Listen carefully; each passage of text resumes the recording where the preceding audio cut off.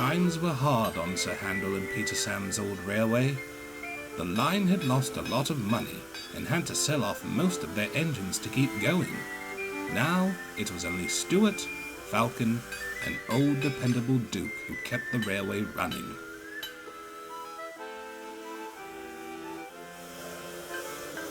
This is detestable work, not to mention freezing at the best of times. How I long for my boat express. This snow's getting heavy, and the wind's picking up. I think we best head for home, sirs. Right you are, Cora. Come on, lads, let's head back. It's about time.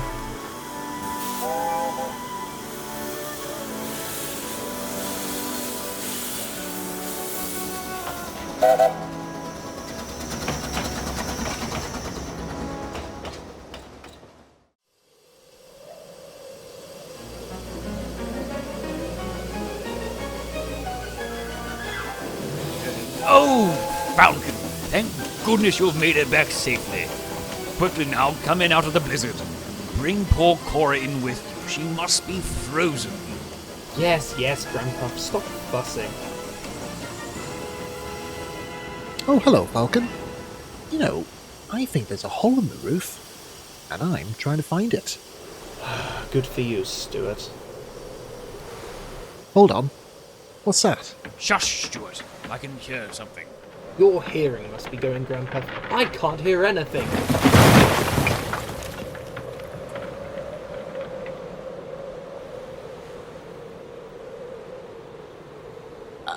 I found the hole.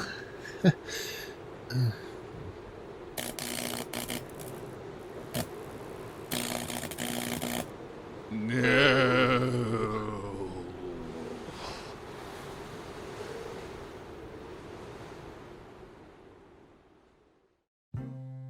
The next morning, when the snow had stopped, the engines were drawn outside. Luckily, no one was hurt, but the manager surveyed the scene in dismay. Just what we need. The shed's an absolute death trap in that state. Find a tarpaulin to cover the hole. We'll have to make do with that for now. Tarpaulin! What a merry Christmas this is shaping up to be. Honestly, freezing outside with workmen trained. Now, Falcon, the manager's doing all he can. Your attitude would never suit his grace. Ugh, Grandpa, I've just about had it with your grace. I've lost my boat trains, half of the railway is shut, and the rest of our friends were auctioned off without even asking us first. Come on, Falcon, we need to fetch our trucks from the port, eh? Merry Christmas to you both. Good day. Fucking hell, I'm so fat I can hardly fit in this car.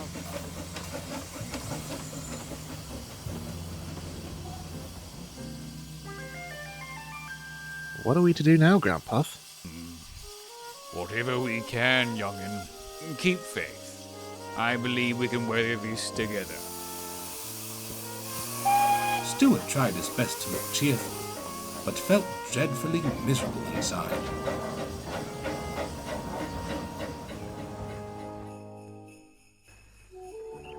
Despite the tourist trains being cancelled, the railway still served the stations on what remained of the line, as the roads are far too icy for buses and lorries to use this time of year.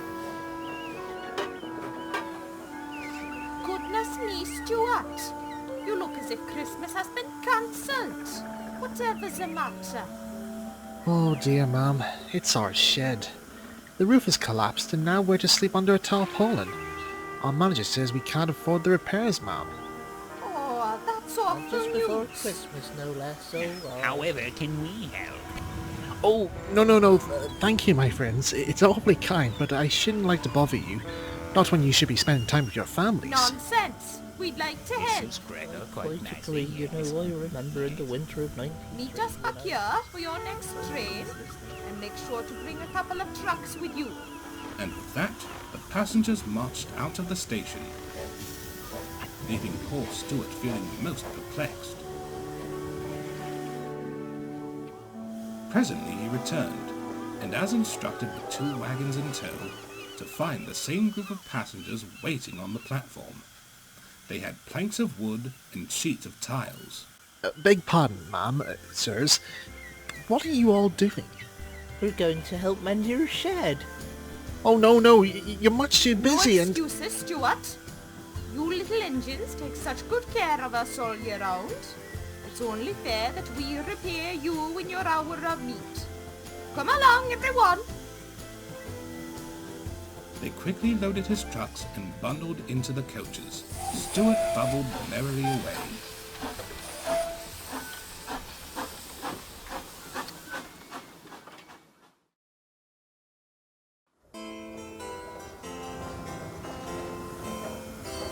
Grandpa! Stuart! Whatever are you playing at, young'un? And what are you doing with those trucks? Oh, but Grandpa, isn't it wonderful? Our friends have come to help mend our shed. Now, Stuart, despite our situation, this charity pandering is most improper. It would never suit his grace. Oh, but Grandpa? No, I shan't hear of it. Manager would be most embarrassed if he found out. But Duke, it wasn't Stuart's idea. We want to help. The other passengers echoed their agreement. Duke tried to protest, but finally had to give in.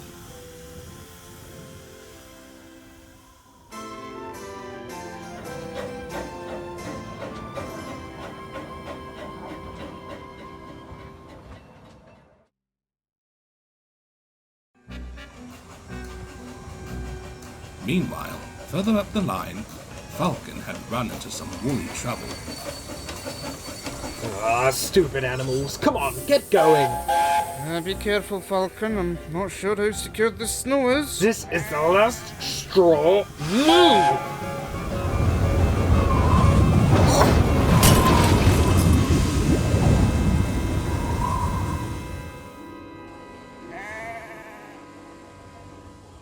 Cora? Cora, are you alright? I think so. Oh, drat. You've toppled onto your door, Cora. We can't get to any of our shovels or tools to get you upright again. I'll walk down to the works. It shouldn't be too far, and we can get one of the others to bring tools to re-rail Cora. And with that, he set off into the snow.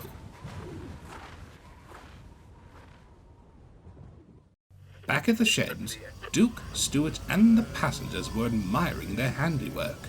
A fine piece of work indeed. It'd suit his grace. Eh, Grandpa?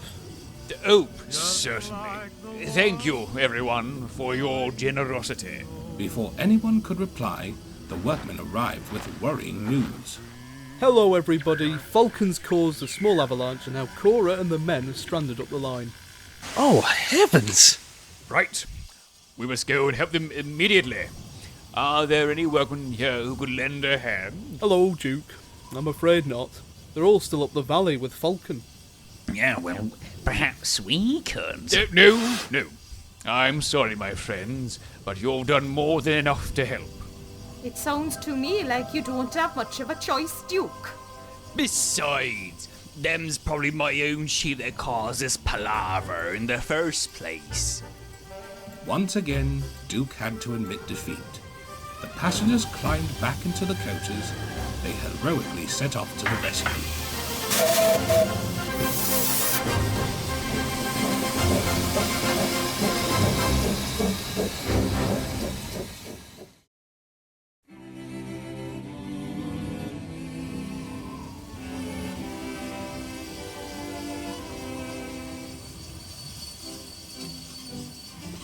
Huh. Feeling rather sheepish, are you, Falcon?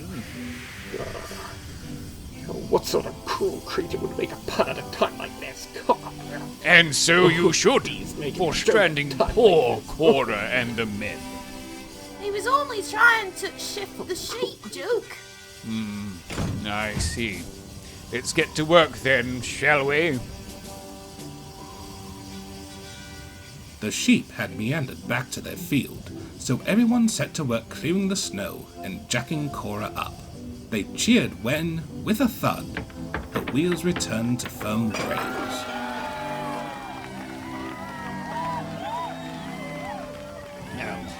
We'll best get you two home then. Come on. And, with Duke leading the charge, the party headed back through the valley.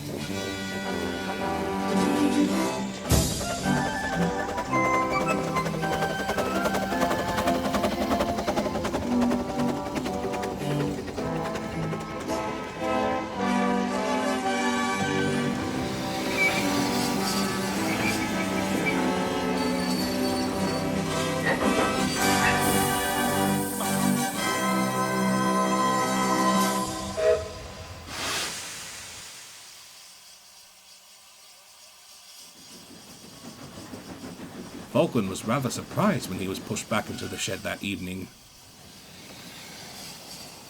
The roof? But how?